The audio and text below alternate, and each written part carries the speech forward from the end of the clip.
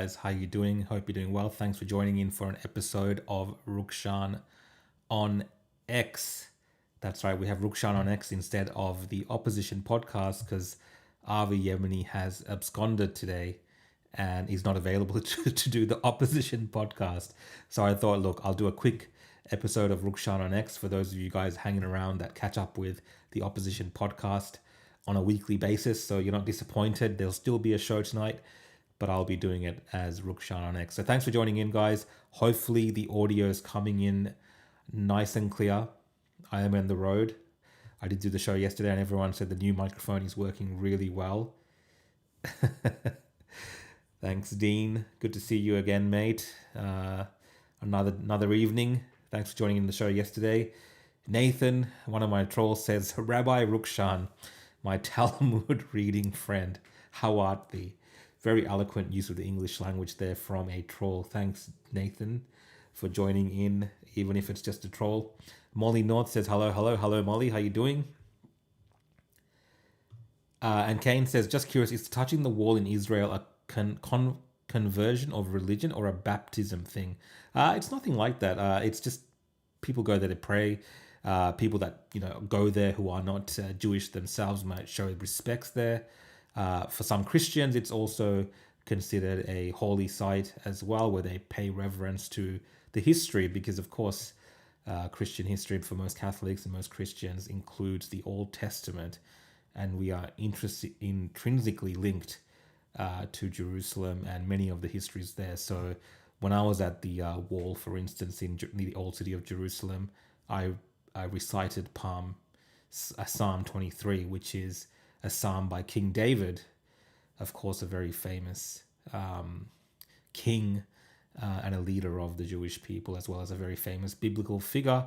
And of course, if you follow the lineage of Jesus, he's from the house of David. So very interesting things, of course, there. And, it's not really a baptism type ceremonial thing, but there are bar mitzvahs and so on that are carried out at the wall as well, and other important religious ceremonies that people do there. Thomas, thanks, mate. Great audio and great result with Trump in the US and Middle East. Of course, I mean, Thomas, thanks for being on the show tonight. That is obviously what we're going to be talking about a little bit as well, going through the news stories. I'll be sharing some of my thoughts on that peace plan, but how amazing, of course, is the great president, Donald J. Trump, one of the greatest presidents, I believe. I said this yesterday as well, we've seen in our lifetime, and I don't think there will ever be another like him, at least in my lifetime. And I don't think any other president or any other leader could have pulled off what Donald Trump has pulled off in this situation. So good on him. And, it remains to be seen how this all plays out.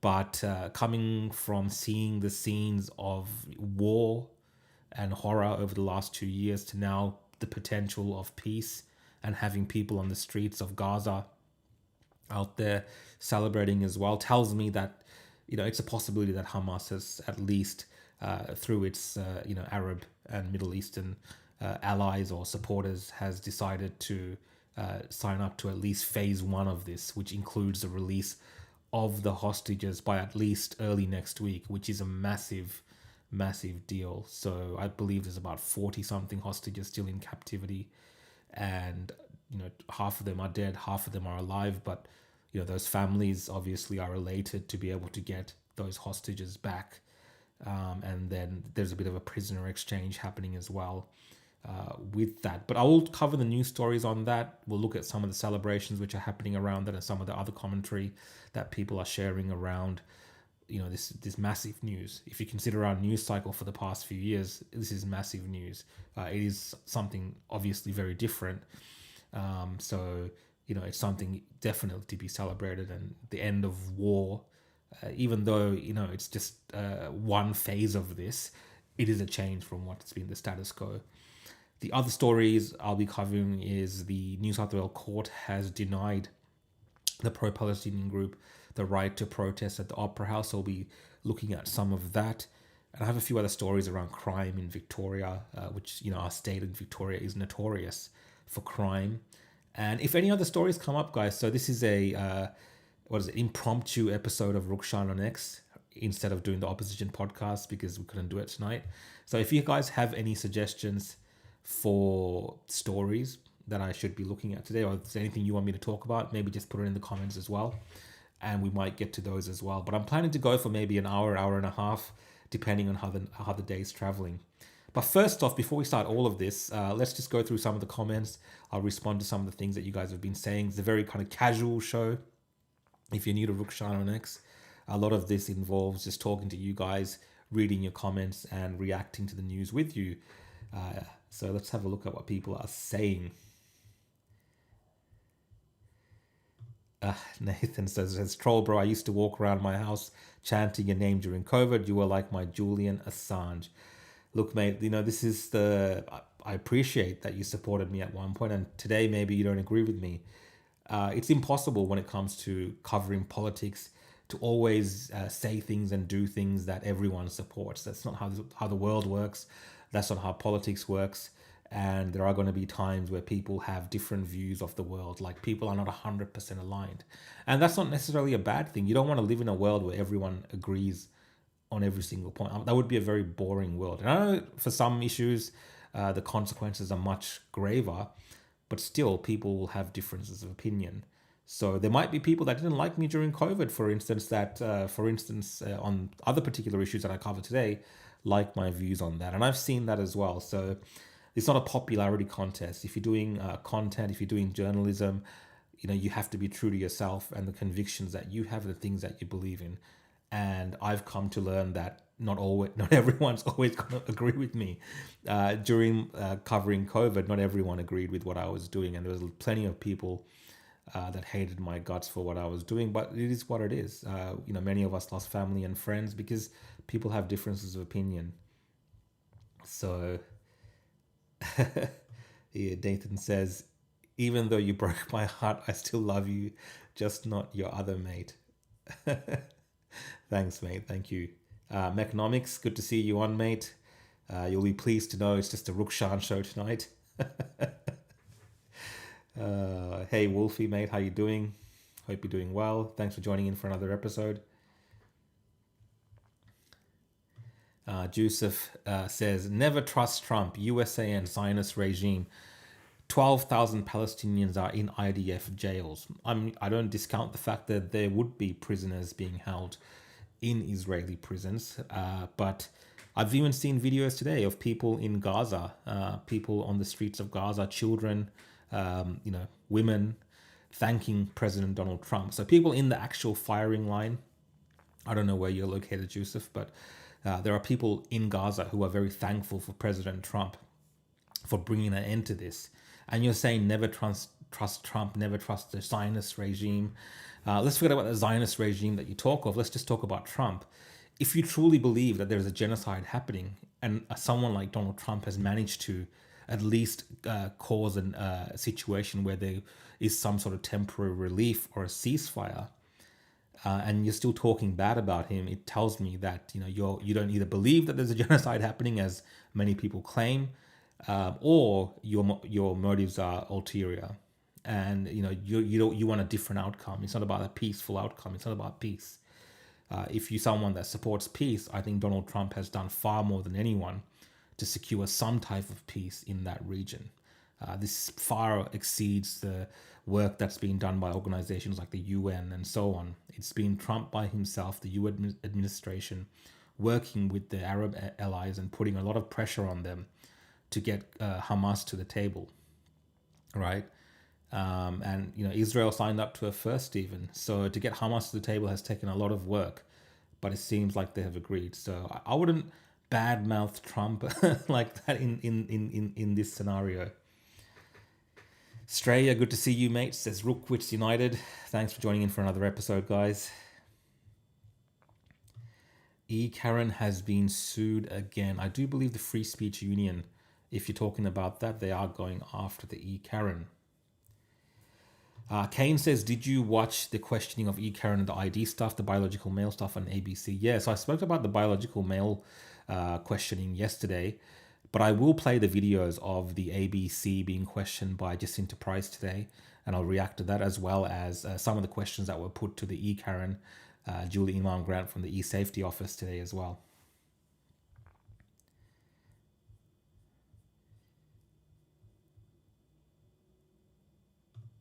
Julie says, can you talk about the freedom marches and organizers? We are getting mixed messages. I know it's controversial. If you can't talk about it, I get it. No, it's not that I don't want to talk about it. I just honestly, this time around, I just have not followed it closely. The first time around, I was very, closely monitoring all the comms that was happening, and I was, sharing different things that people were saying about it and trying to be helpful by telling people that this is what this group is saying, this is what that group is saying. But it actually ended up with getting a lot of different types of hate, threats, and vitriol. And I've even got messages from people telling me, Rukshan, stay away. Don't get involved with the March for Australia. Don't say anything about it. Don't even show your face there. So, I'm just kind of keeping a distance from it. If people are organizing things, I don't really know, to be completely honest, 100% what's happening with it. I did think closer to the days, closer to the 19th, I might talk about it a little bit more and pay some attention to it. But there's just been so much other news that's been happening both in Australia and overseas. And I've actually been overseas for a couple of weeks as well. So I just haven't been able to follow exactly what's going on there. I hope that's okay. Molly says, love of President Trump. Shana Marie, first time tuning in. What are your thoughts on Charlie Kirk's death? So obviously, shocking. It's just disgusting that Charlie Kirk has had his life taken so short. He's a very young man, even though he's achieved a lot, and he is now forever will be a monumental figure in the conservative political space, but also in the zeitgeist of what we know as individuals in our culture when it comes to politics and maybe far beyond that.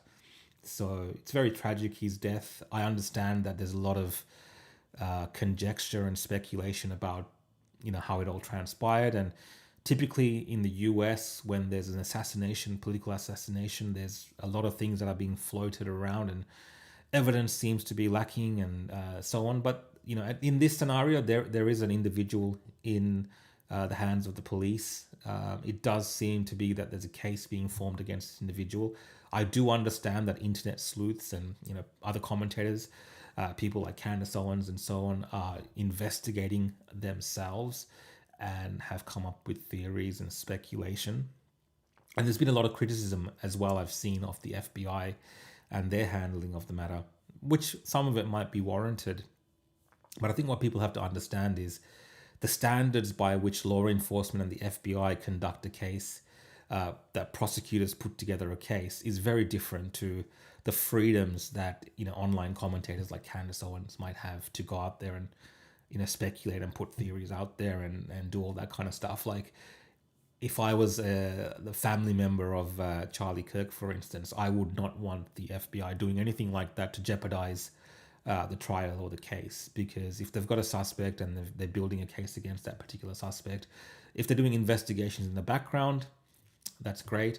But the more you make things public, the more you speculate, obviously you're diluting your case and you're creating trouble. So, just from the little time that I spent in law school, I have my wits about me to know that you have to be very careful when you're conducting a legal proceeding and a legal case, and you can't speak with the same freedom as people online are speaking about things and speculating. So, yeah, I'm open to different things. But having said that, speculation is not in itself evidence, and just saying things like, claiming certain places or countries or individuals are responsible without actually showing concrete evidence. Someone like Charlie Kirk having, changing his mind, for instance, on a political position on a country like Israel or something like that, is not evidence in itself of something nefarious happening to him because of that. That's not how evidence works. That's not how these things work. That's just like, I'm just trying to be sensible and reasonable with this. But if some evidence, manages to surface beyond just like people having different views on politics, then yeah, by all means, I think they should give it to law enforcement and investigate that further. Dean says you can't speak common sense to people with TDS. Yeah, time derangement syndrome definitely does warp people's minds. Thank you for the super chat from John Palmer. I appreciate the support, guys. If you want to support the show and what I'm doing, you can do super chats on my YouTube. If you're not following me as well on the different platforms, you can find me on YouTube, X, as well as Facebook at The Real Rukshan, or on Instagram as well at The Real Rukshan. There you can follow my work throughout the week, because I obviously do tweet certain things, and some of the things I've tweeted today have triggered a few people, so we'll get to that quite soon. I just want to go through some more of your comments. Kim Cross says Charlie is a Christian martyr. Yes, I look. There has been a revitalization of younger people, or people that may have not paid too much attention to their Christian faith. They might be Christians, or they might have been Catholics or whatever. And the death of Charlie Kirk, and hearing his message, and he gained a lot of support after his death. More people found out about him through his death. So even just through that, he's had a great impact, as sad and tragic as it is. So, and I have noticed that it's led to an uptick in terms of people's relationship with the church, with Christ, and religion, to simplify it to those terms. How long that lasts, I mean, you would hope that people continue this on, and it's not just some fad or something like this.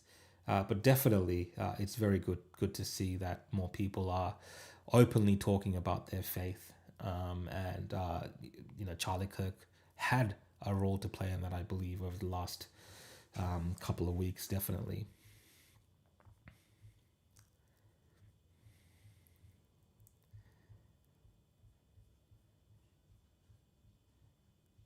Kane says, in other good news, Abby Chatfield lost her case and has to pay a big sum to her ex-best friend. Yeah, I did see something about this. I didn't know that she lost the case. So has there been some outcome? Because I did see her friend or someone, one of her friends, a male friend of hers, sued her because of some comments that she made attributing his views on genocide or something like this. So okay, that's interesting. I might look that up.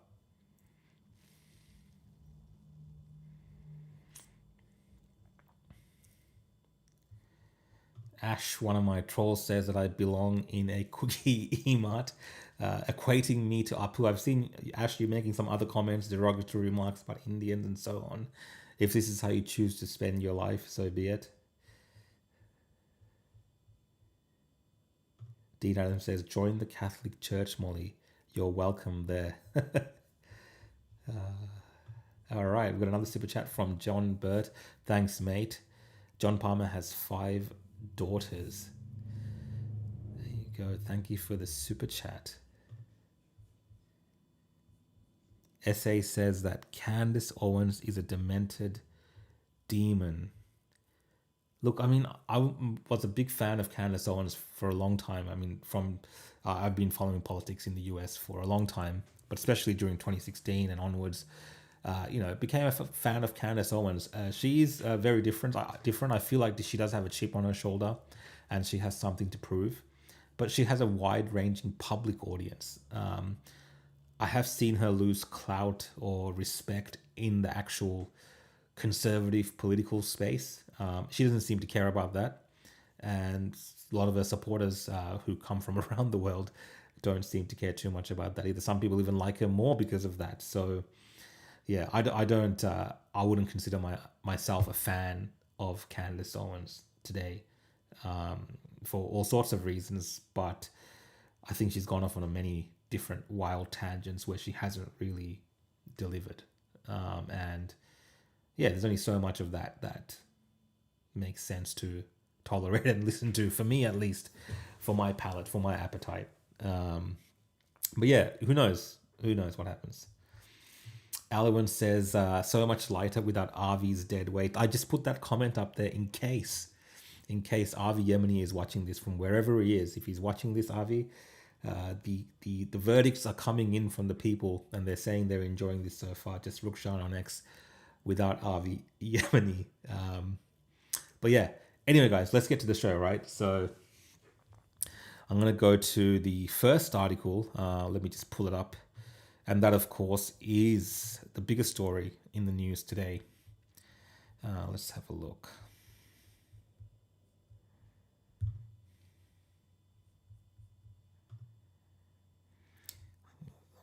Hopefully this comes up. Perfect. So this is an article from Sky News. Trump's deal of the century will see all hostages released. Unheard newsroom editor James Billett claims that US Donald Trump's peace plan is the deal of the century. Donald Trump confirms Israel and Hamas have agreed to the first phase of a peace deal for Gaza, where all hostages will be released. What Donald Trump has done is what his predecessors have failed to do, Mr. Billett told Sky News digital presenter Gabriel Power. He deserves a huge amount of credit for what he has accomplished. Is that it? That's the article. Come on, Sky News. That's it. Should have got my news from somewhere else. There's another Sky News article. Could Trump win the Nobel Peace Prize, and who else could get it? The Nobel Peace Prize winner is set to be named on Friday, with Donald Trump and his administration having made clear more than once that they think the US president deserves the award. What do you guys think? Do you think Donald Trump, and it's just on the back of that, what we're talking about with the peace deal in the Middle East, do you think Donald Trump deserves the Nobel Peace Prize? Barack Obama pretty much won it just for being a black president. I don't know what he did to win the Nobel Peace Prize. Donald Trump, at least verifiably we can confirm, looks like has brought about peace in this particular conflict for one. He's also credited with stopping or negotiating some type of deal to end, I think, 8 other conflicts around the world. If any other leader in the world had done something like this through their own sheer will and determination, and I think a lot of the tactics that Trump has used has been unconventional. He's used his tariffs, he's used his business deals, as in his skills as a negotiator, but definitely he's used the tariffs and putting weight on different countries to come to the table with new trade deals, but that also include peace deals as well with other enemies of theirs, potentially. So do you think this man deserves a Nobel Peace Prize for what we're seeing today? Because if you look at the people, if you look at the faces of the people in Gaza who are smiling and celebrating, if you look at the faces of the hostage families who are celebrating and have a sense of relief that maybe they'll get to see their loved ones soon, I think he has achieved a lot as a world leader, as a statesman, as a peacemaker. I mean, is he the ultimate peacemaker, the peace president the White House had put up? I definitely think he should get the Nobel Peace Prize. Now, I don't think Donald Trump actually cares about it. I think he talks about it a lot because he's just making a point of the fact how ridiculous these organizations are, because they've always overlooked, even during his 2016 administration, he was involved in trying to achieve peace, whether it was meeting with the leader of North Korea and other instances where he met with other leaders that have been unable to have come to a negotiating table before. He did those things. But these organizations, of course, had severe cases of Trump derangement syndrome. And I think it would be a great shame, after everything that Trump has achieved in his second term for world peace, right, for potentially stopping a genocide, because you have to understand the left, the pro-Palestinian crowd, many of the Arab nations are claiming that there's a genocide in Gaza. So this is the man that potentially has put a stop to that, if we were to believe everything that's being said. So shouldn't he get a Nobel Peace Prize? I think he deserves it, even though I think in jest he complains about it to show the ridiculousness of it. I think he actually deserves it, and that's the point here. What does it mean? It probably means absolutely nothing to Donald Trump, but I know that at least for all his haters, it would drive them completely insane. You will see levels of Trump derangement syndrome you've never seen before when Donald Trump gets up on the stage in whichever country they're giving the Nobel Peace Prize, and he makes a speech from that stage, right? That will just be the crowning glory, I think, in terms of TDS for all the lefties that cry about everything that Trump does. Let's have a look at your comments, guys, and I'll go back to some of the coverage of what's happening in Gaza and in Israel in terms of the celebrations. I think we got another super chat here. from Wolfie. Paraglider bombed a Buddhist festival in Myanmar, 40 people gone, potentially an Islamic attack. I did see people saying pray for Myanmar. I might bring up that story as well, Wolf, later in the show. Thank you for the super chat. I don't know too much about it, but we'll discover it together. Of course, Myanmar, Burma has been the site of many conflicts between the people there, civil uprisings, civil wars, all types of discontent in that country. There's been a military junta there as well, and there's been accusations of genocide in Myanmar as well. So I'll bring up that story later on. I'm pretty sure I'll remember to. Equity, we've got another super chat from Equity. Trump should reject the Peace Prize because they're corrupt. He's the people's president. That's a very interesting comment, Equity. Thank you for the super chat. I kind of agree with you. It would be the ultimate kick in the face to these globalists and their fake Nobel Peace Prize if Trump just says, nah, I don't want it. I was just testing you guys. To make sure that you'll actually recognize the great things that I've done for peace and prosperity of the world, and he just flat out just rejects them. That would be quite hilarious. He might just accept it because the troll levels of accepting a Nobel Peace Prize right now for Donald J. Trump, it'll just piss everyone off. And, he kind of likes to piss people off. He enjoys it. He's a bit like me in that sense.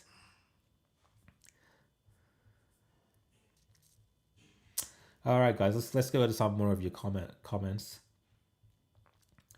We've got Jen Crossley here saying, what is your greatest fear and what's going on in the world? I think my greatest fear is the West, countries like Australia are sleepwalking and do not realize the imminent threat to our way of life that is already within our shores and being imported en masse.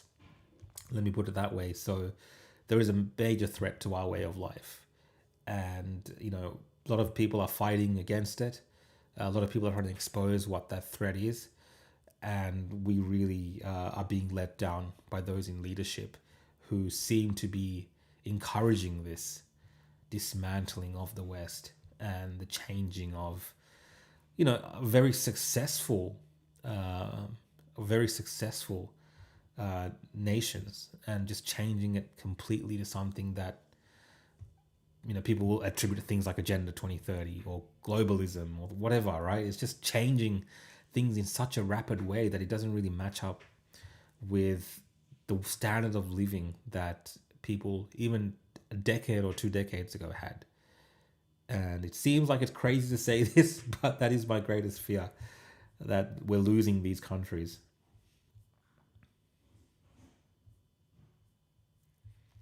Economics on Candace Owens says she lost clout because she left the Daily Wire. Not a coincidence. So obviously she had a massive chip on the shoulder after that. Most of her career has been in organizations like the Daily Wire, Turning Point, PragerU. But yeah, her separation from Daily Wire really set things off. And Martina says, your opinion and yours alone. I don't know what you're referring to, Martina, but yes, of course, this is my opinion. Other people might share my opinion, you might not, but I'm sharing my opinion, so you're right.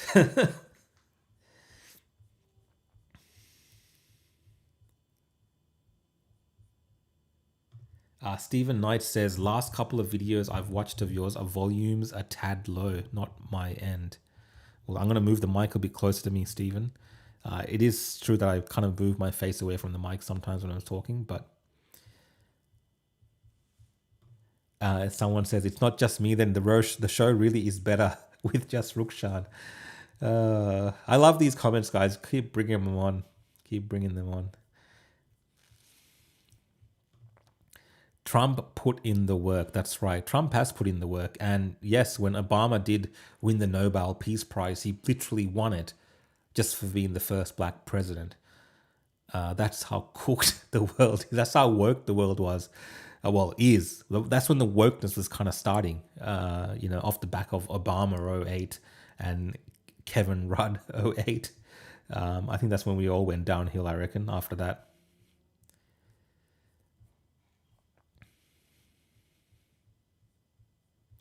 Karen, who I believe is from the Americas.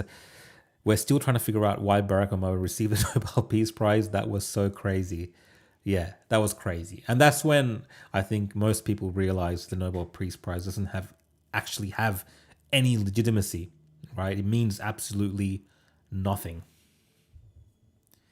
So yeah, a lot of you guys saying Trump deserves a Nobel. Great, guys. Thanks for the comments. We'll come back to some more of your comments a bit later on. I'm just going to find reactions to what's happening in Gaza. Because one of the comments that I made that's made people a little bit angry online, it's to do with the celebrations. Let's just bring that up on the screen here.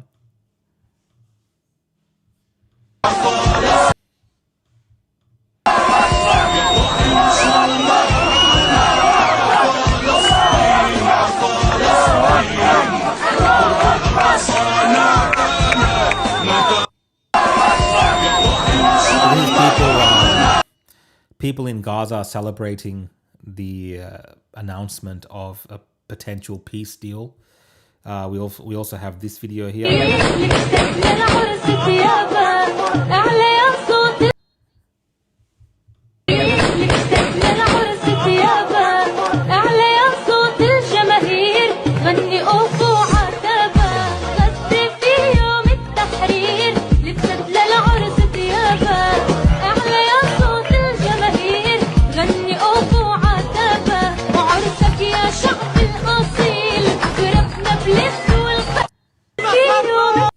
So I'll just let that video play in the background, but I think it's great that people are celebrating, and obviously, if you're going to have an end to a war of some sort, especially one where you do have a force that you're up against in the IDF and in Israel, who are far superior, who have air superiority, and can rain down missiles on you and so on very easily, depending on what's happening with Hamas on the ground. Sure, you're going to celebrate like this, and that's valid. But one of the points that I made was that let me just read my tweet. You can tell me in the comments if I'm out of line. I said, great scenes out of Gaza, people relieved that peace could soon be a possibility. Interestingly, all of the footage coming out of the celebrations, I've noticed people, including kids, don't look like they were starved or malnourished. Now, people can be like, oh, you're being a bit crass, Rukshan, and you're being disrespectful, you're being inhumane. But, I wrote, not sure why everyone is triggered. Many claims have been made during the war, including what appear to be overly exaggerated claims about starvation and malnutrition. It's okay to notice these things, considering that outside parties are best placed to judge the veracity of propaganda. It's a small sample of videos that we're seeing coming out of Gaza. And again, I'm happy for the people of Gaza, the innocent civilians. But things that we were told about what was happening in Gaza was that there was starvation and malnutrition, like we cannot believe, to the extent that, Greta Thunberg and her mates had to get on boats with little cachets of aid to try to save the starving people of Gaza. But it doesn't look like that in the sense of the way that people are appearing as when they come onto these videos. Now, there might be isolated cases of this, and yes, we've seen some photos of some malnourished and kids that look like they're starving, but potentially that's to do more with medical conditions, that there might have been a lack of services to help them with the medication and so on. But in general, when you see these people, those two things don't add up. I've seen footages of people starving, malnutrition in parts of Africa and parts of Asia. When I've traveled around different parts of those countries, I've come across people who are in this condition, and it doesn't look anything like this. So I really do think that there has been an exaggeration, at least, of some of the things that we've been hearing. And it's a wartime, and it's to be noted that during wartime there is a lot of propaganda, and it's very likely that Hamas and people that wanted to see an end to this conflict would have played on the emotions of the West and put out extreme examples of propaganda. Now, Maconomics does make an important point, who says, Rukshan, just wait until real journalists can get into Gaza and report whether there is starvation. Also, the starvation was from March to August. They've had 2 months of food. Again, this is not how it's being portrayed in the media to the people. This is not how it's being pushed. This is not how the propaganda has been pushed. And the overall thing that I noticed is, if the expectation that people put out there of this mass starvation, mass malnutrition, that people were eating sand, right? This does not look like people who are eating sand. These kids, with their mobile phones, filming and singing songs, do not look like people who are eating dirt and sand. So there was extreme propaganda, and yeah, sure, the media will go in there and we'll get an assessment of things from different variations of media. But yeah, I would say that if you are putting your faith in the hands of propaganda from a third world terrorist outfit like Hamas, who are capable of doing the things that they did on October 7th, I'd be very skeptical about the things that they're saying. And, hopefully people now don't forget the things that were said, the propaganda, because we've seen propaganda. It's not just in these type of conflicts. We saw propaganda during the COVID era. Remember the scenes of people in China lying dead on the ground? Remember that propaganda that was used initially to make everyone afraid of what was happening? So this happens a lot. And I'm not saying that there hasn't been devastation and suffering by innocent people because of the war that was started by Hamas. But the propaganda, I think, the propaganda has just been over the top. And I think a lot of that will now come out and people will call it out for what it is, because this doesn't match with what we've been told. That's just my point, my view. Let's see what your comments are surrounding this, and I'll answer some of your questions on this.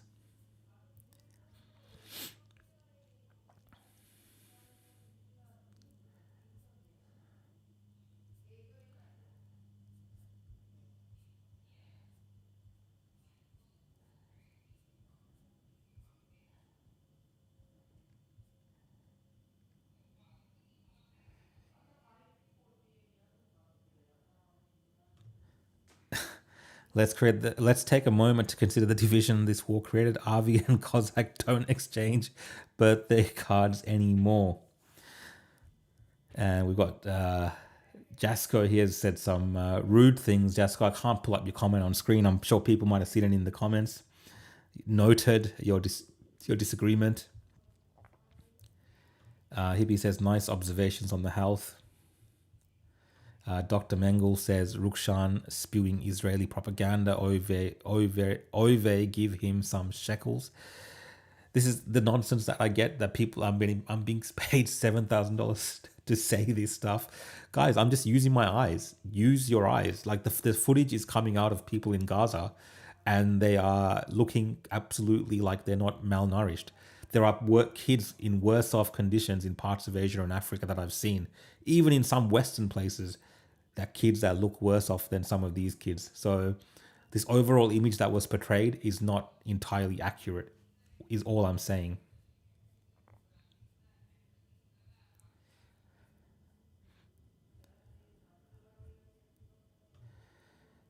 Julian says reports were from Hamas liars and terrorists unreliable. They use hospitals and human shields.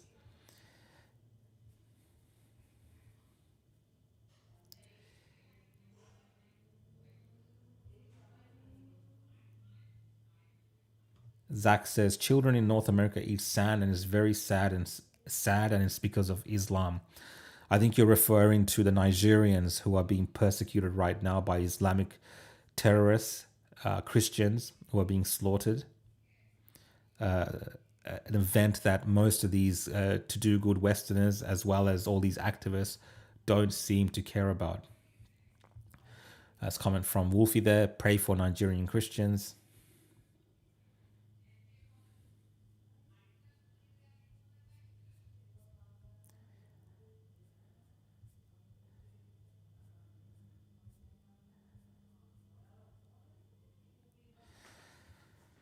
All right, guys, let's keep moving on. I'll go to the next story now. I'll got another super chat here. It's from John Barrett, who says, Trump casino is going to be amazing in Gaza. Look, I don't think Trump is building a casino. That threat that he made to turn Gaza into like a Riviera with Trump casinos and hotels. That was a few months ago, and I think he was using that as a tactic to push these individuals, to tell them that, if we want to, the US is more than capable of this. We can fully join in with what Israel is doing right now, support them even more, and completely take over this place. There's nothing really stopping that from happening if the Americans wanted to do that, if Trump wanted to do that. But in the latest 20-point peace plan that Trump has put out, he has said that the Gazans can stay, they can be a part of the rebuilding effort. Hamas terrorists do get amnesty, and they can also be allowed to leave as well. That will be facilitated. But so far, we're just doing phase one. But I don't think Trump wants to build the casino this time around. But he does want to see Gaza turned into a shining light there in the Middle East. A place like, Dubai or Qatar, one of these Middle Eastern areas where they're doing really, really well and building these mega cities. Gaza's got a perfect beachfront property in terms of the views and the sea line that they have there. So they could do something really nice with it for the people of Gaza, of course, and I think Trump would support that for sure.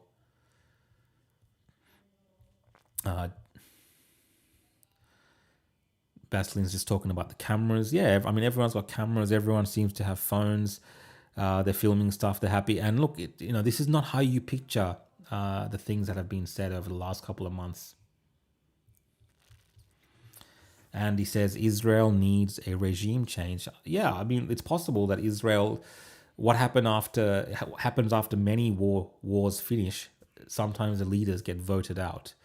It's even happened in the UK after world wars, where Winston Churchill didn't win elections, for instance. So these things can happen.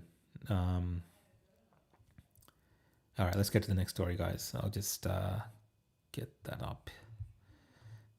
So if you're joining in, guys, Opposition Podcast is not happening today. So I am doing Rukshan On X instead and just chatting with you guys for maybe another half an hour, 40 minutes, going through some news stories. Next story I have is from Australia. So if you've been following the protests in Australia, we do have a move by the pro-Palestinian movement here to hold a protest on Sunday at the Sydney Opera House. Now, the New South Wales Court of Appeals has said that it can't go ahead as planned.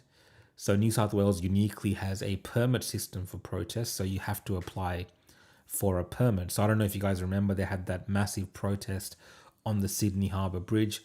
That also went to a court challenge at the time, and they actually won that and got the right to protest on the Sydney Harbour Bridge. However, this time they've been unsuccessful. So let's read this article and I'll give you some of my thoughts on this particular protest itself, the right to protest, and what some people online are saying about this. But the main thing, as the heading states, is that public safety grounds, New South Wales courts rejects Opera House protest. Let's watch the video. Let's now go to Michelle Goldman, who's the CEO of the New South Wales Jewish Board of Deputies. Thanks for joining us, Michelle. I want to come to that court case about the protest in a moment, but first up, just your response to peace deal and the prospect of those hostages being freed in the next 48 to 72 hours. The news that greeted us when we came out of the courtroom was just amazing, Chris. It's something we've all been dreaming about for many, many months over the last 2 years, and we're just standing by with cautious hope that it will be delivered. Absolutely. Now, the reason you were in court, of course, was for this hearing for the anti-Israel or the pro-Palestinian protesters who wanted to go to the Opera House and essentially reenact that horrible protest that occurred there 2 years ago. It was knocked back. The court has upheld the police ruling to block the protest on public safety grounds. What other grounds did you put forward in the court, and what did the court find about those? Well, the New South Wales Jewish Board of Deputies, together with the ECAJ, the national representative body, put forward an amicus brief alongside the police's argument to share the experience of the Jewish community over the past 2 years as a result of the relentless protests that we've seen occupying our streets and our cities. That evidence was accepted by the court, which we were really pleased. As you've already suggested, the main grounds for it being knocked back is around public safety. There were significant public safety risks involved with this proposed protest. But from the Jewish community's perspective, we're just relieved. We didn't want to have to relive the despicable scenes of anti-Semitism on the forecourt of the Opera House from October 9, 2023. And especially at the current time, we're we're commemorating the 2-year anniversary of October 7. I just want to... Sorry to cut you off. I just want to show you what one of the pro-Palestinian protesters or organisers said outside the court this morning. I mean, if there's a ceasefire in the next 48 hours, is there still a need to protest and fight? Yes, because this goes beyond just the genocide over the last 2 years.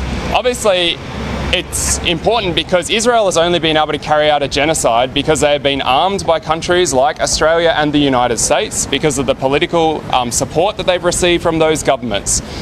We've seen hundreds of thousands of Palestinians have lost their lives because of that complicity. We need to end the policy of complicity with an apartheid regime which has been oppressing Palestinians since 1947. Now, there's lie upon lie there. He's talking about a genocide that hasn't existed. He's talking about hundreds of thousands of deaths when even Hamas only talks about 66,000 deaths and they would be largely inflated. But the key point is they're saying they'll still protest. Shouldn't they be out there celebrating peace rather than, again, trying to demonise Israel on Sunday? Well, it does expose the true motivations of the protesters, as you have said yourselves, which is to demonise Israel, because anyone who in their hearts has been hoping for a peace over the last 2 years, anyone who has been distressed by the scenes they've seen on TV, there are no winners in war, would be really pleased at the news today and would be hoping for and doing whatever they could to support the efforts for the hostages to be returned, for Hamas to disarm, for a new government to be established so that the people of Gaza can start to rebuild their lives. Spot on. Thanks so much for joining us, Michelle. I appreciate it. Michelle Goldman there from the New South Wales Jewish Board of Deputies. Good news about that. So I'm not the biggest fan of this Kenny guy, but let's just go back. I want to leave pro-Palestinian, one of the leaders here from the Palestine Action Group. So look, there's lots of interesting comments that people are saying here, especially the fact that around the rights to protest. Now, what do I think about this specifically? Look, I think it's interesting because there's a permit system involved, and I remember last time, and it's not a perfect system, I believe, but I remember last time when the Sydney Opera House protest had to happen, that they're saying that they wanted to do the Sydney Opera House protest, Harbour Bridge protest. They went to the courts. The court actually gave permission for it, and a lot of these individuals were hailing the court's decision, saying that it's we'll respect the decision of the court, and they were looking at it as a win. Now, in that same way, when the courts decided in the negative this time around, I do believe the organisers have said they'll abide by the court's request, but there are people who are upset about it as well from the movement. But it's like a two-way street, so sometimes it can go in your favor, sometimes it might not. But I think you have to respect the courts, at least when they're making these type of decisions. In terms of it stopping people from protesting, I don't think it's necessarily that. People can still protest. The police are working with these organisers to find alternative spots or an alternative route that doesn't involve the Sydney Opera House. So the protest itself hasn't been stopped. It's more around determining whether people that want to protest can take over landmarks, particularly iconic landmarks in Australia, and use them as the staging grounds for their protests. And the thing is, if you allow one group to do it, then you kind of set a precedent maybe that another group should be allowed to do it as well. We did see there was a group that wanted to do a march across the Sydney Harbour Bridge in support of Australia. That didn't make it to the courts, I believe, but the police didn't give them permission. And the group didn't take it to the court, as far as I can tell, for whatever reason. But the pro-Palestinian movement, they have a lot of funds, they have a lot of people backing them, they have access to lawyers, it seems, to be able to take the cases all the way. And in this occasion, they've lost. But I don't think it's infringed on anyone's right to protest. It's just their right to protest in front of the Sydney Opera House. So let's bring up your comments. Wolfie says, need a permit to protest in your own country is crazy. Look, again, it's not nationwide. It is more so in New South Wales, and I believe maybe one other state in Australia has this kind of provision. If this was Victoria, for instance, where we don't have a permit system, the police could not really do anything to stop that protest from occurring. And even in this instance, even though this order has been given, if these protesters really wanted to, yeah, they could turn up at the Sydney Opera House and protest, but there could be legal consequences for them, legal consequences for the organisers if they wanted to engage with police again in the future to organise other protests. So it'll be interesting to see what happens on Sunday. Part of me tells me there will still be individuals a part of this movement that try to go to the Sydney Opera House, perhaps. The police have said they'll be waiting for them and will take appropriate action.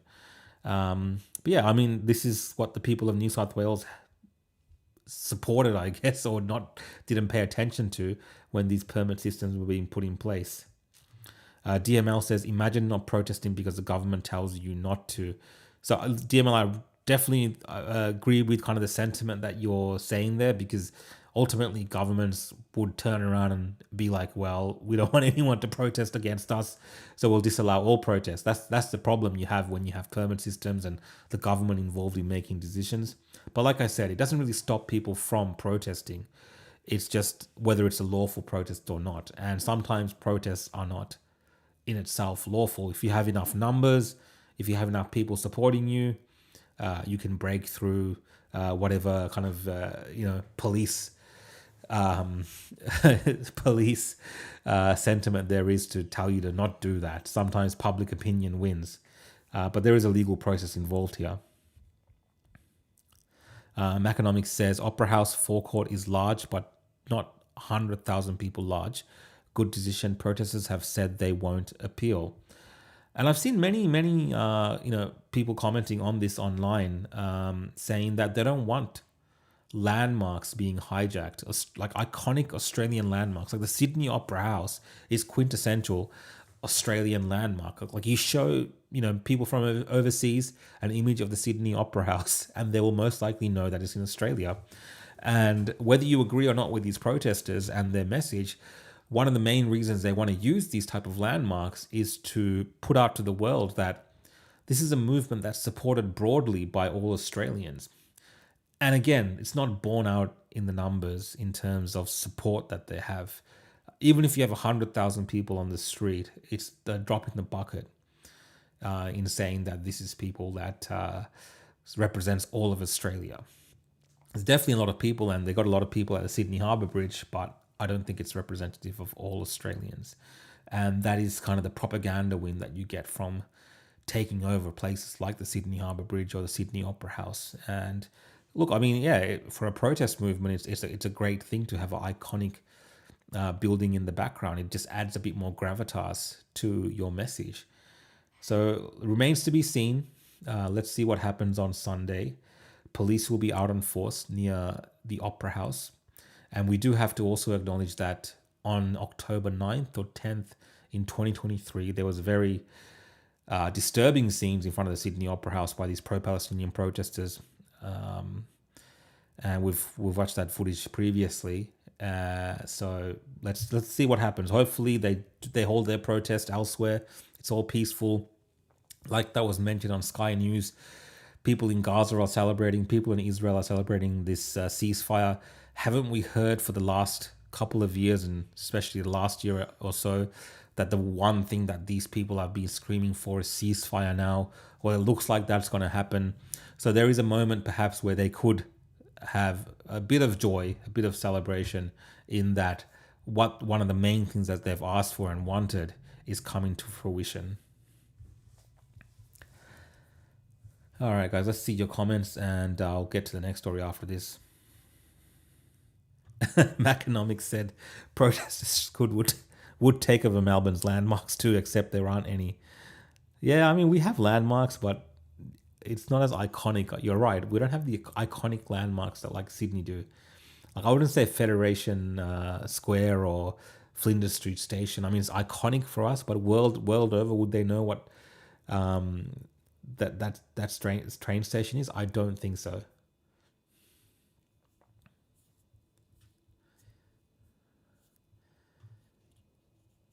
User says they have access to pro bono lawyers for a reason. Yeah, I mean, they have access to major legal teams that can take on these cases. There's a lot of people that support them.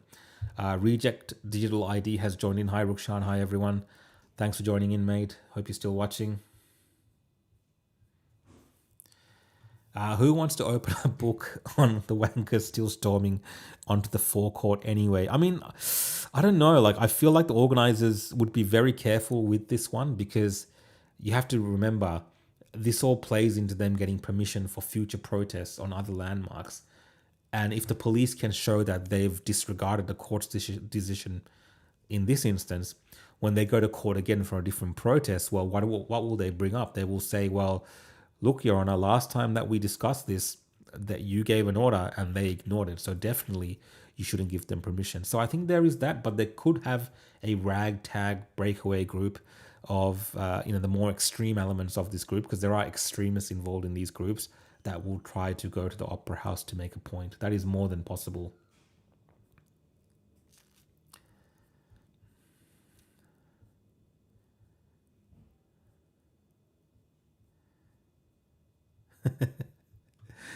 User says, replaying Sky News, have you bothered reading the decision? How on earth can you think you're a journalist? Mate, this is about, informing people in the quickest way possible. We're not going to go read through a finding of the law courts in this particular show, because we have to get through so many other stories. Watching a news story makes it a lot quicker, or reading an article makes it a lot quicker to get the point across. And then I can get to your comments and discuss with you guys what your thoughts are.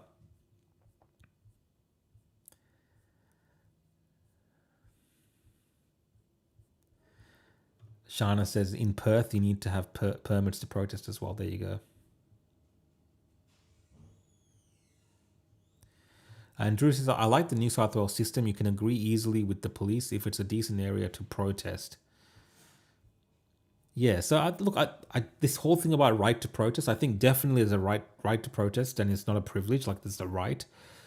Whether it's a right to pick where you want to protest, now that's an interesting argument to be had. So whether you have a right to protest at the Sydney Opera House or on the Sydney Harbour Bridge or in other public spaces, definitely when it comes to private spaces, those rights are even more limited.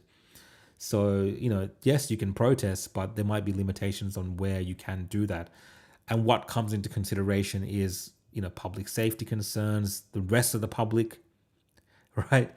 Just because you want to do something in just everyday life, your considerations have to be the people around you as well. Like, the law weighs all of those things up, and that's why you have the court system. So, yeah, some people like the New South Wales system. People in Victoria, the opposition, for instance, the Liberal Party here in Victoria, are asking, I believe, for a permit system as well.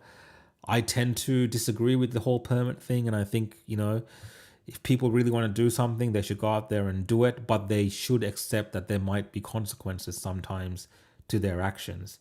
And that's kind of how it is, right? And then whether it's popular in public or not, the people will determine. But, I can have a bigger discussion about that at a later point, because I think this will come up specifically in Victoria in the coming years as we get closer to the election, because one of the talking points from the Liberal Party is about a permit system for protests. We've got Kitty Kumar, one of my biggest fans, joining in again. He calls me a Zionist puppet. Kitty, thanks for watching again and helping the algorithm. I appreciate all your comments. You write the same thing, and you write the same thing on every post and on every show, but thank you for being there and watching the show. And Abla says, I love Sky News. They gave the best anchors. Look, I think Sky News is a bit of a hit and miss. They do have some good anchors, But yeah, like any other kind of news network, it's a bit of he's kind of like me and Avi Yemeni. Some people like me more than Avi. Some people like Avi more than me. But at least from those of you who are watching tonight, I think you like me more than Avi. So it's like that. Sky News is just like that. And DML says, Liberal Party in Victoria doing their best to lose even more seats. I mean, that is one way you can look at what's happening with the Liberal Party in Victoria. They do seem hell-bent on losing elections. And Molly says, careful, Rukshan, Karen might think you're inciting trouble. Let's actually, when you're talking about the Karen, I want to go to the Karen. But before I do that, I do want to read this statement that's been put up by Pauline Hanson. So this is a new one. One Nation, let's bring it up. This is from an hour ago from Senator Pauline Hanson from One Nation. One Nation will ban the burqa and face coverings. As the Albanese government continues to repatriate extremists who have joined the Islamic State and offer refuge to Gazans who support the terrorist group Hamas, One Nation will introduce a bill to ban the burqa and face coverings. Australians must feel safe in their own country, not threatened by those who harbour extremist views. Sign out if you agree. Sing out if you agree. Let's read the statement. This is from Senator Pauline Hanson. Burqa and face covering ban moved by One Nation. One Nation will again aim to introduce a ban on burqas and other face coverings in public settings after Italy's ruling party introduced a similar legislation in line with other European countries. Party leader Senator Pauline Hanson said she had attempted to ban burqas and face coverings in the past and was acting again as more countries woke up to the public security risks threat that they represent. More than 20 countries now had bans in place after France first broke ground with such laws in 2011. Senator Hanson said, "It's time that Australia got on board and followed the lead of these countries, especially considering we are facing increasing security threats from political Islam and increased violence on our streets by masked thugs and extremists. Burqas not only hide the identities of women who are often forced to wear them, they are a mechanism for these women to be controlled by men from their families or religion to remind them that they are considered property or chattels rather than individuals with rights, freedoms, and agency. This is completely incompatible with Australian culture, laws, and values and basic women's rights. A ban on burqas and similar Islamic garb which hides people's identity is all the more urgent as the Albanese government continues to repatriate extremists who joined the Islamic State and offer refuge to Gazans who support the terrorist group Hamas. As for masked thugs and extremists on our streets, they're gutless cowards hiding their faces so they can get away with committing violent crimes. This should not be permitted. There should be additional penalties imposed on those who commit these crimes while masked, and they must be sufficiently harsher to deter it altogether. This is all about helping to better ensure safety of the Australian community. This should be the first responsibility of any government, and any government which doesn't prioritise these measures doesn't deserve the title." So that's from Pauline Hanson just an hour ago. One Nation are again introducing a bill to ban burqas and face coverings. And I tend to agree with Pauline Hanson on the sentiment that this is Australia. We should decide what is compatible with Australian culture, especially the treatment of women and the freedoms of women in this country.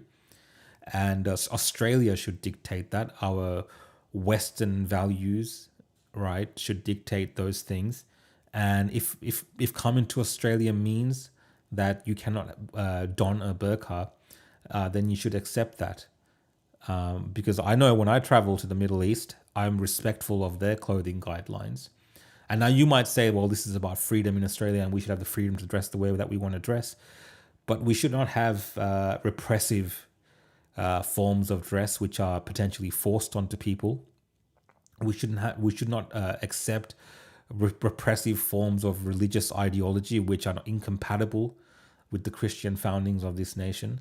Those are things which I agree with Pauline Hanson. We should oppose those things as Australians and push back against that becoming the norm in our country. And as she said, we're in a time where the government is bringing back people ISIS brides who have left this country at one point to join ISIS and ISIL, one of the most savage, barbaric movements in recent modern history, with their savagery and barbarism throughout the Middle East, especially against minority groups, including Christians, that those women or individuals related to that are being secretly flown back into Australia with the assistance of the Australian government. We don't need to be promoting more of this in this country. And I think Australians should assert themselves, assert their values and their culture as being the dominant culture. And if other people don't like it, well, they can go to plenty of places around the world. But maybe they can go to Indonesia or anywhere else where they can don on a burqa and do what they want to do that fits with their particular religious edict and the way that they want to live. That's my views. I'm all for freedom. I support all those things, definitely. But freedom means something totally different when it comes to Australia and the West. And this is the kind of freedom that we should be promoting. And if other people don't like it,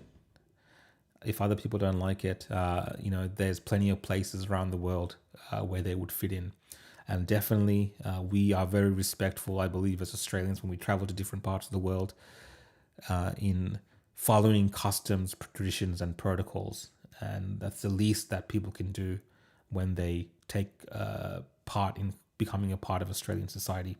Let me know if you disagree with me in the comments. I'll read some of your comments now.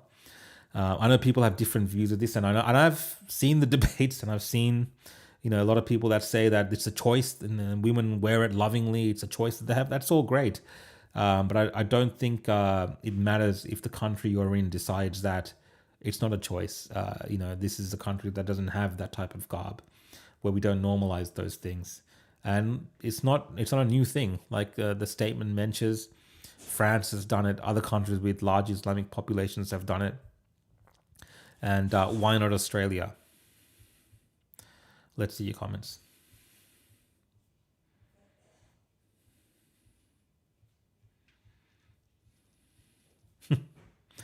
Kitty thinks I'm getting $7,000 per post.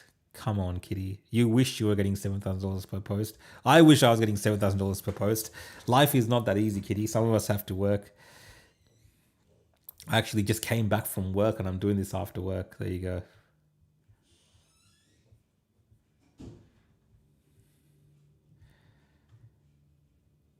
Andy says Hansen can hardly form words. So this is not a fan of Pauline Hanson, obviously.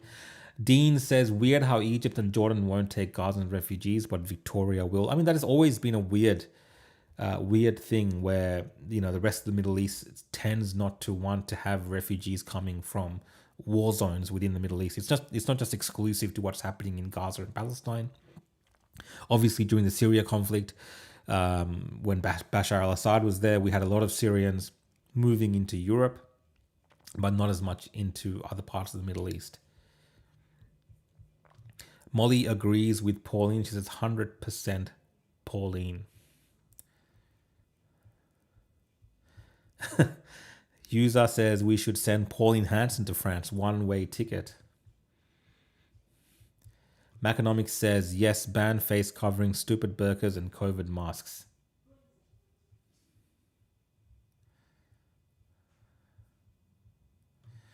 ISIS bride repatriation denied by the ALP until they couldn't hide it any longer.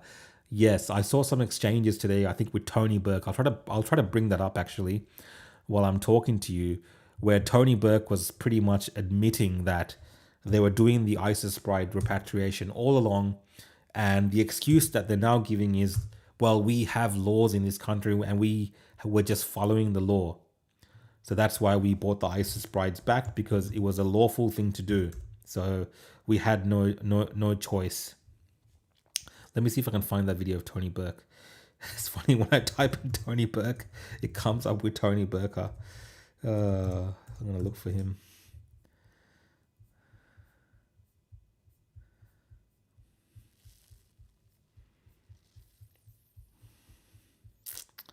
There's so many troll videos of him. I think it's going to be hard to find. Let's have a look.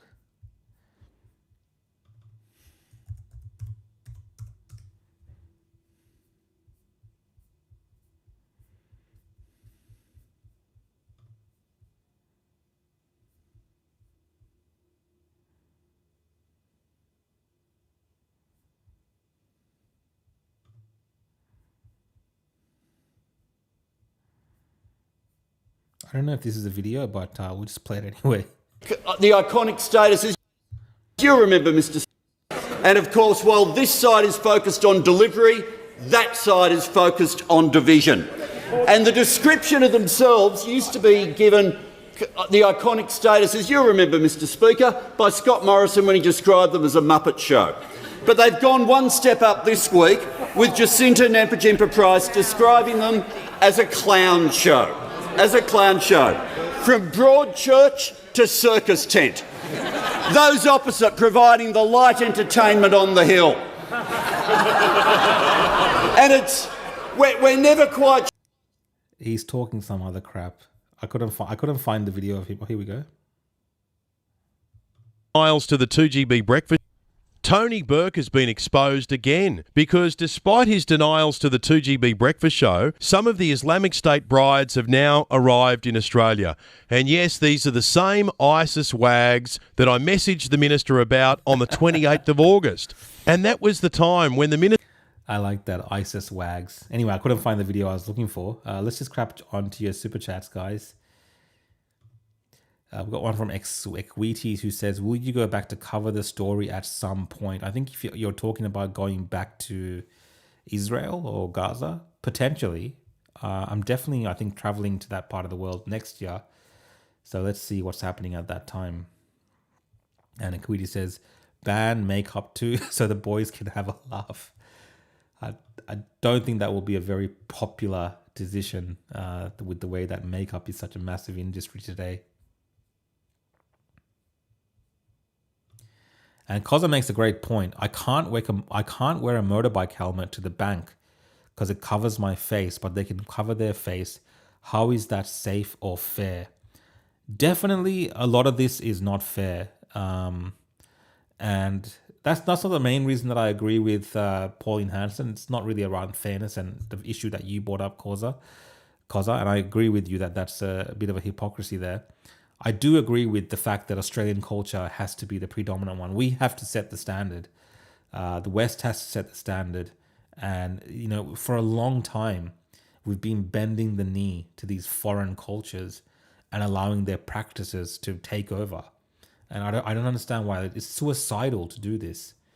It's one thing to have people coming to your country and assimilate, but it's another thing totally to allow foreigners to come to your country and then dictate the terms. So that's why I agree with Pauline Hanson. I don't know whether she'll have success with this, but it's an interesting time for her to put this particular motion up, this bill, because we do have the ISIS brides, which have become a hot topic as Labour loves bringing them back to the country.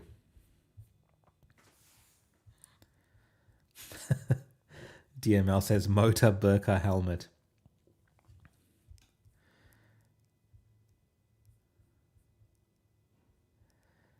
Australia says the mic and clips aren't equal volumes. You're softer now. Interesting.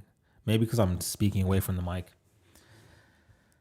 Anthony Madison joins in. Bloody hell, more Trump's fault.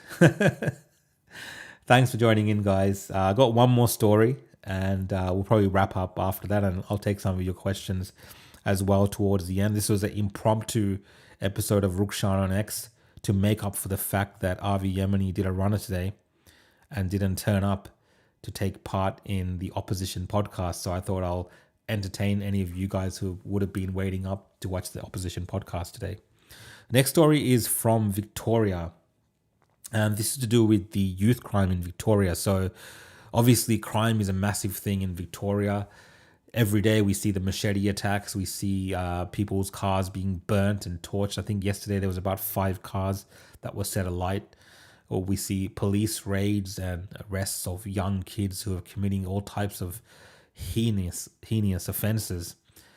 It's been found that the actual bail laws in Victoria that have been suggested, at least the guidelines for the judges,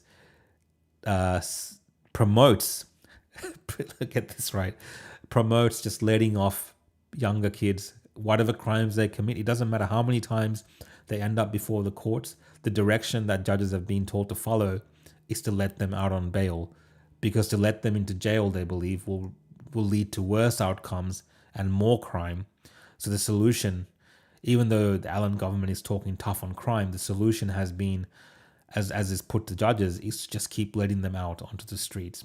So let's read this article. I'll share my thoughts and you can tell me your opinions as well. Jacinta Allen's tough talk on youth crime is just political spin, as new court bail guideline clearly shows. The Allen government has been caught in its own spin cycle when it comes to youth crime. It's vowing to implement the nation's toughest bail laws. It has made a promise to Victorians it cannot keep. It cannot keep it because one of those laws were passed in March. All power was left in the hands of our judiciary. So Jacinta Allen can insist her laws are tough and will keep Victorians safe. She can insist that kids accused of serious violent offending should be locked up in the best interest of the community. But the reality is that the court will, as they have always done, bend over backwards to release kids on bail at every opportunity. That's not an opinion. That's the instruction straight out of the newly updated bail guide used by judges and magistrates. It states explicitly that children, especially an Aboriginal child, should be released on bail with conditions wherever possible. The Premier will push back and say the new laws mandate that community safety is the primary consideration of bail decision makers. And in response, the bail guide insists that community safety may be best served by actually releasing youths back into the community. So that's where the deception is, guys, because it's very interesting the play on words and how things are being framed. That community safety is the primary consideration of bail decisions, but they're ensuring community safety by releasing youths back into the community after they've committed crime, because they believe that putting them into jail, in adult jails or teenage, whatever it is, juvenile centers, whatever, putting them into those conditions will ensure that they become even bigger criminals. So therefore, it's much better for community safety to release these kids on bail, especially if they're Aboriginal kids. So pretty much that's why you have these cases of people that have been on bail like 30, 40, 50 times in Victoria. The same offenders over and over and over again, because this is how it's designed. The safety aspect of it is that we're not putting them in jail. That's what's the community safety aspect. And that's insane. Allen is taking short-term community safety while the courts are taking a long-term approach. And in doing so, they admit it's risky but worth the risk if it avoids the potential for recidivism that is linked to periods of youth detention. As one senior criminal barrister likes to point out, youth detention is an undergraduate school for prison. The scandal here isn't the approach by the courts, which remains virtually unchanged. It's the political spin that has allowed the government to appear to be enforcing a crackdown, while there has been a 46% increase in the remand of youth prisoners since the bail changes. Don't expect that trend to hold.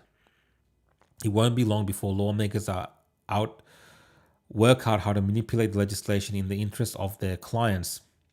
The government should be looking at smarter solutions, like not ripping millions of dollars from funding from dedicated preventative measures to prevent. Okay.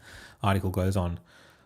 But case in point, right now in Victoria, the crime is off its charts. I'm just going to play a video of what the criminals in Victoria do, just to give you an understanding of how little respect the Victorian criminals have for Victoria Police.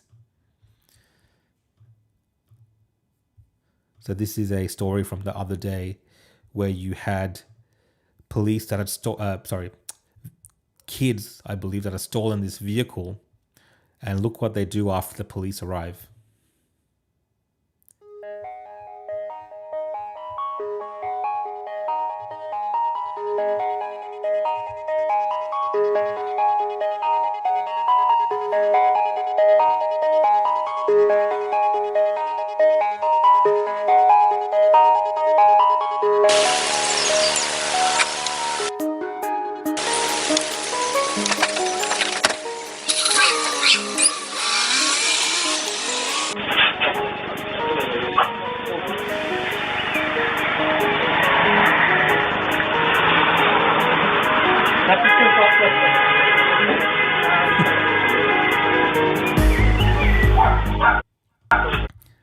don't know if you caught that, but those kids, after the police arrived at the house, they drove past the house and honked the horn.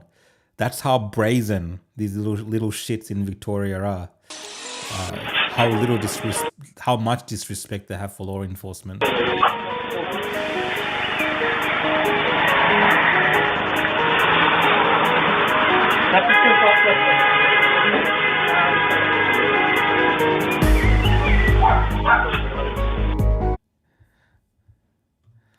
That's a great comment. They think they're playing GTA in real life. And that's what it feels like. There's literally no consequences for these kids. They do what they like. They know that if they get caught, they will just get bail. It doesn't do anything to them. It's like how do you solve that? And I think that car was actually found today. I'll play the video clip. Give me a second.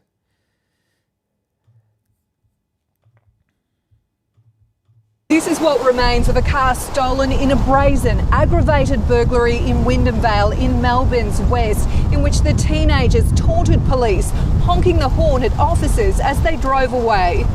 The thieves broke into the home at 5 a.m. Tuesday morning as a couple and their 2-year-old daughter were asleep, taking 2 sets of keys and driving off in a Honda CR-V. 20 minutes later, police arrived at the home. At the same time, the teenagers were returning to steal the second car. They beeped at police and sped away.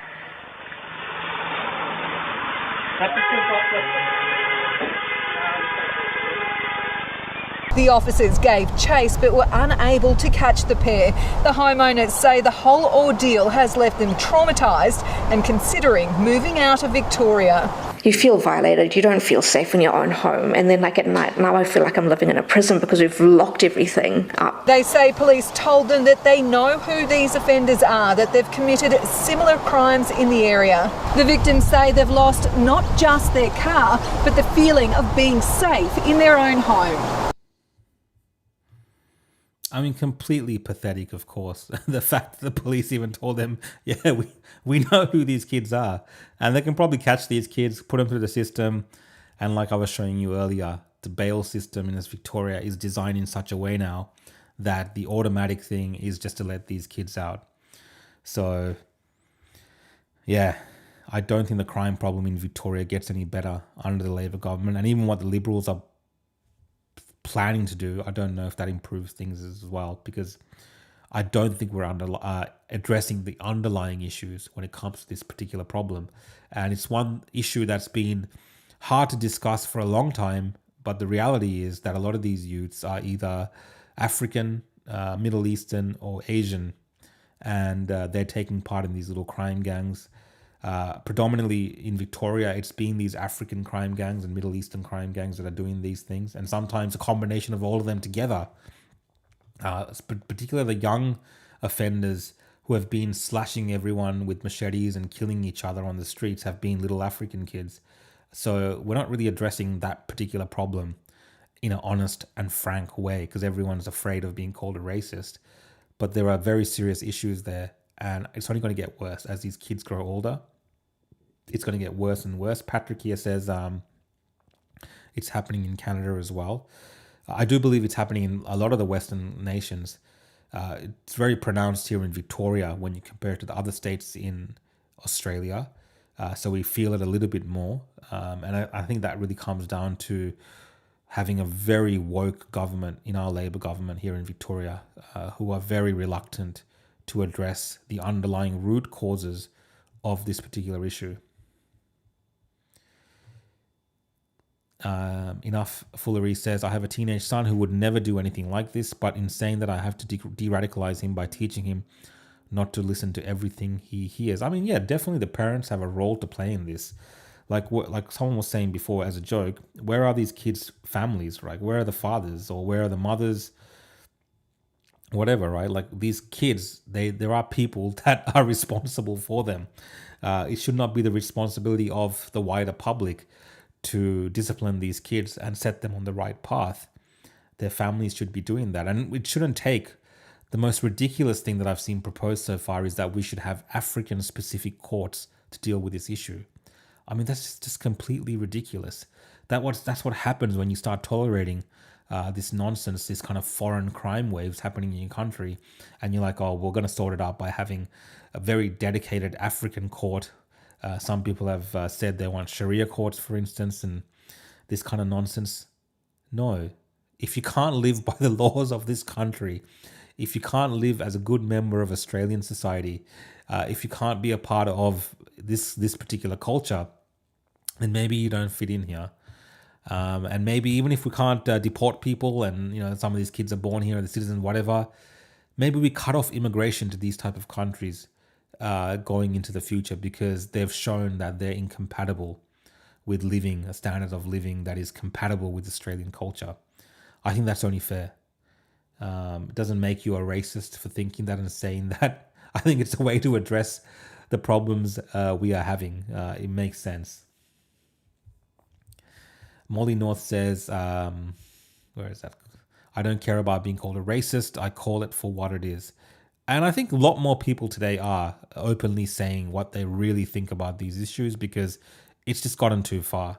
And if you don't speak up about it, if you don't make noise about it, governments will tend to try to escape dealing with the issue, because you got to understand, next year we have the election coming up in Victoria, and they will be thinking about ways that they can get votes from these communities. So they won't want to stir the hornet's nest too much when it comes to this particular issue.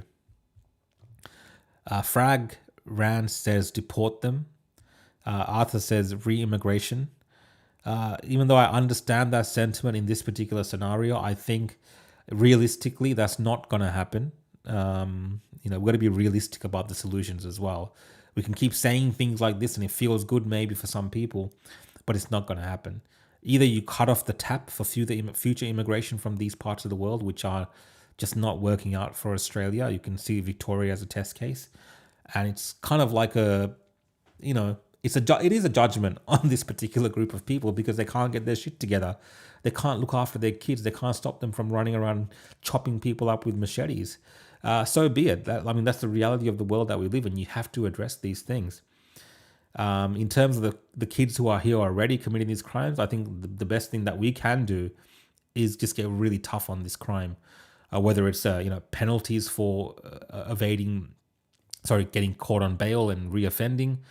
There has to be really strict penalties, whether it's penalties on the parents themselves if they're under a certain age and they're in the responsibility of a guardian, usually their parents, maybe penalties on them. I mean, how else do you stop this from continuing to become a problem where Victorians, where Australians feel unsafe in their homes because you have these little shits running around with machetes at all hours of the morning, robbing you, taking your car, slashing you in your home?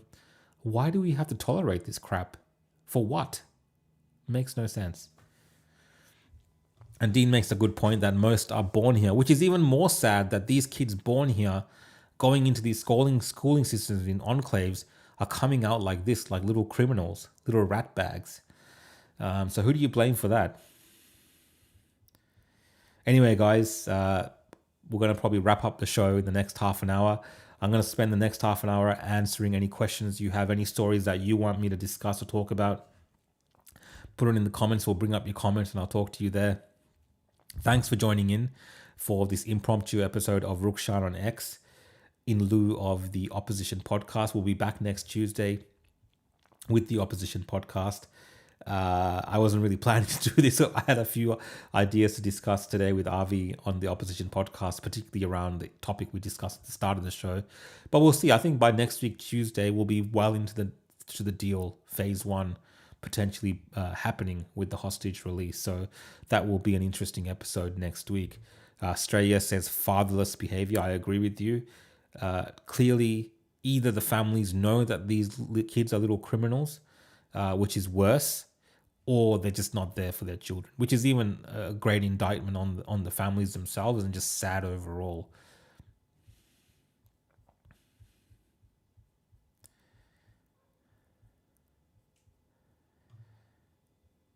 Raphael says, deport all these extremist clowns and buggers who misuse Centrelink. My mate was speaking to a so-called devout Muslim and he says, watch superannuation and work.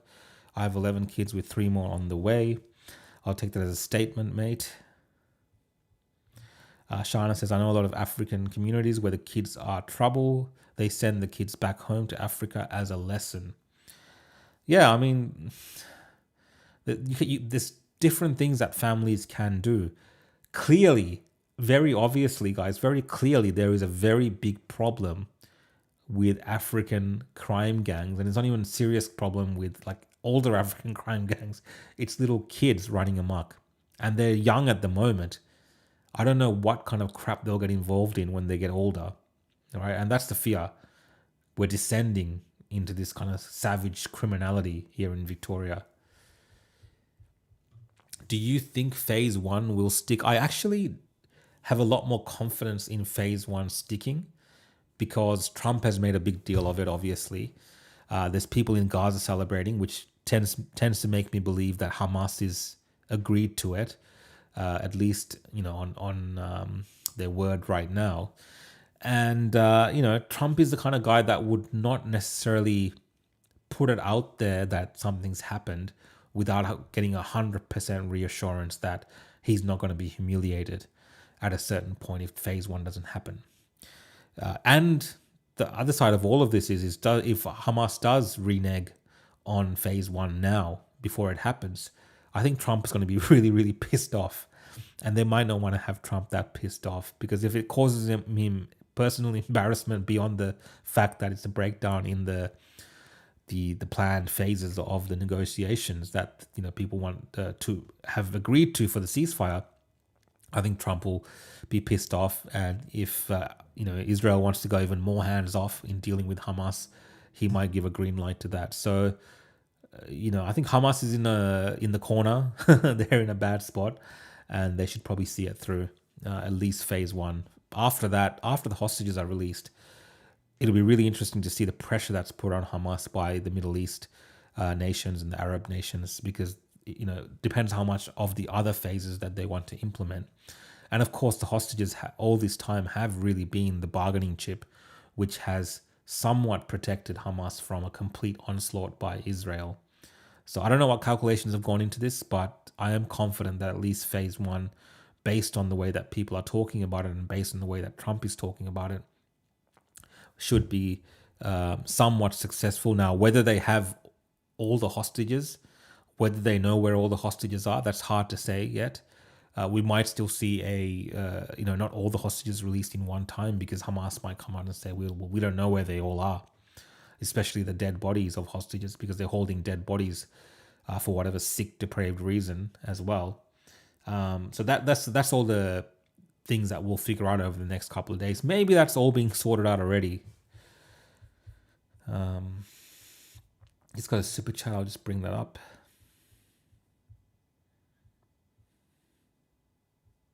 From Anthony. Oh yeah, you blame Trump.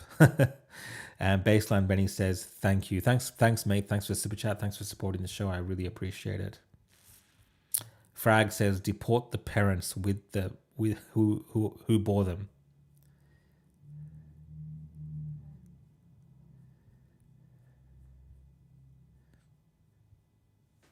Raphael says, Islanders run amok in Beenleigh, Queensland. I know, I've seen some issues in Queensland as well. I think every state has these type of issues. Victoria, it just seems to be very pronounced at the moment. And John Brown makes a good comment. Never had a dad or a father growing up, but never did what they do today. And I did some pretty bad shit growing up. Yeah, I mean, look, I wasn't the perfect kid growing up as well, right? And I grew up in Dandenong, around these kind of areas. And I wasn't perfect by any means, but we would never be involved in this type of activity in such a brazen manner. And not saying I was involved in any kind of bad activity. That's not what I'm trying to say, but this is another level. Like, to go into people's homes with machetes and slash people when you're, 15, 16 years old, there's something definitely going wrong. I mean, shouldn't do that when you're older either. That's not what I'm saying. But when you're doing it at that young age, when you're meant to be at school and, in your formative years of your life, and you're spending your time gangbanging on the streets of Melbourne or in Victoria, something's seriously gone wrong, because this is by no means, despite all the issues that we have, this is by no means a third world country where kids have to grow up this way. They have opportunities. They have access to a lot of benefits. Their families have access to benefits. They're looked after, and to think that they still go out there, despite everything this country has given them, to create this kind of havoc, is a bit sick.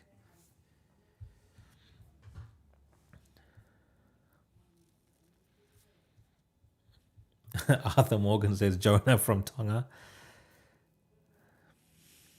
And Cruising Carpenter says the federal government agencies want to bring in a lot of them, maybe. Mechanomics says if anyone breaks a ceasefire, we all think Israel would be more likely to break it first. It's possible in terms of attacking as retaliation for something. But, I've seen Hamas is not a trusted partner when it comes to these type of things. They do play games as well. And it's whether you want to play these games. And yes, Israel might take an opportunity to finish the job, to put it in those terms when it comes to Hamas, if they mess this up. It's a possibility. And depending on how they mess it up, Trump might give them the green light. So I'm inclined to think that they're ready to hand over all the hostages as of right now.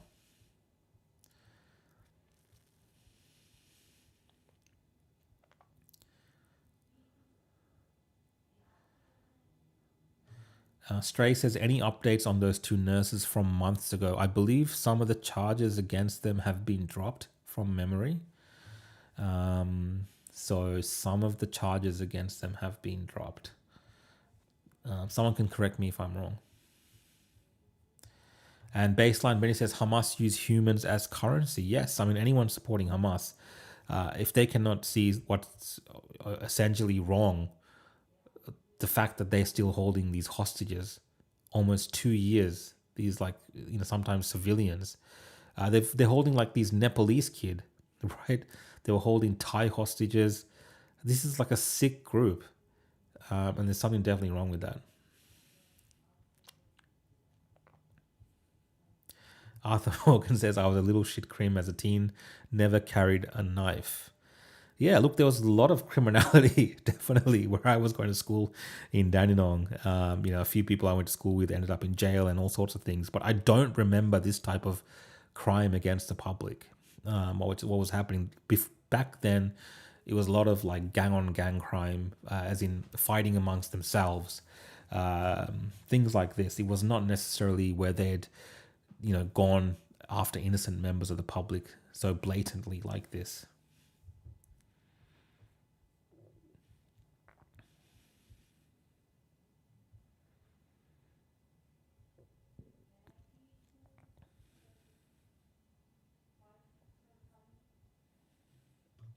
DML says, are the nurses back at work? If so, they got off easier than those who simply refused the COVID jab. Great point. I mean, so many nurses and doctors were let off the job for refusing the mandates and refusing to inject people. But of course, nurses and doctors that might support certain acts of terrorism or talk about killing patients that they don't like because of where the country they're from, I mean, sure, they might get back to work. Let's see. I don't know for sure. I don't know if they've been suspended, and the court case was more around, obviously, the criminality of things that they've done. I don't know what the professional consequences, if they've stuck. I grew up in West Dandenong, but in Dandenong proper, because I spent a lot of my time at the Dandenong Plaza, Dandenong train station, and Dandenong High School.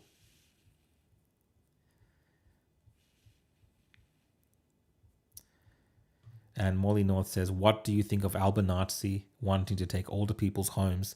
They have even put forward that you will have to share your home if you have spare rooms.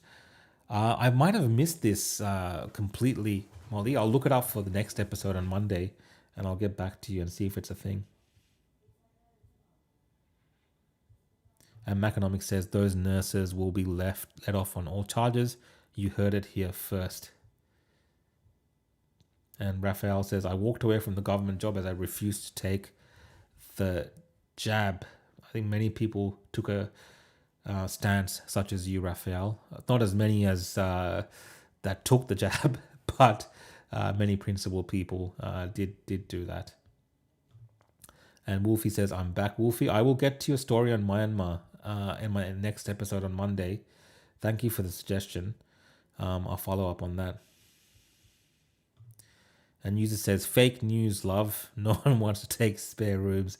I don't know, user. I don't put it past the government. They were talking about taxing people for having a spare bedroom. How cool to have a famous Dandenong land. Yay. Thanks, mate. Well, guys, coming to the end of the show, thank you so much for joining in for an impromptu episode of Rukshan on X. If you're not following already, you can find me on X, Facebook, Instagram, as well as YouTube at The Real Rukshan, or on my website, www.realrukshan.com. Opposition podcast did not happen today. Ask RV Emily next episode why he slacked off. Right? Remember to do all the super chats on Rukshan's YouTube at the next Opposition podcast as a way to punish RV Yemeni. And then, yeah, I'll be back on Monday with Rukshan On X, and then Tuesday, hopefully, we have Opposition podcast again. I really enjoyed spending today with you guys and chatting with you, answering some of your questions and going through the news. User says, I have learned nothing, but it was funny. Mate, that's fine. That's kind of what this show is, right? It's very casual. I'm not coming out here as a prolific political commentator. I want to do this show just to have a very casual chat about politics with all of you and get some of your input. So it's more of a fun thing to do and talk about news in a casual way, because I do serious shows as well, but this is very casual. So I hope you guys enjoy it.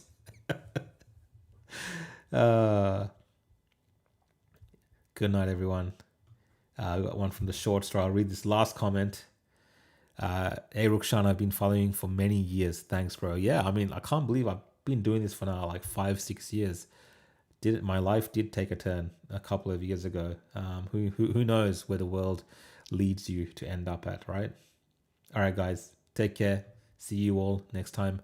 Have a lovely weekend and take care of yourself.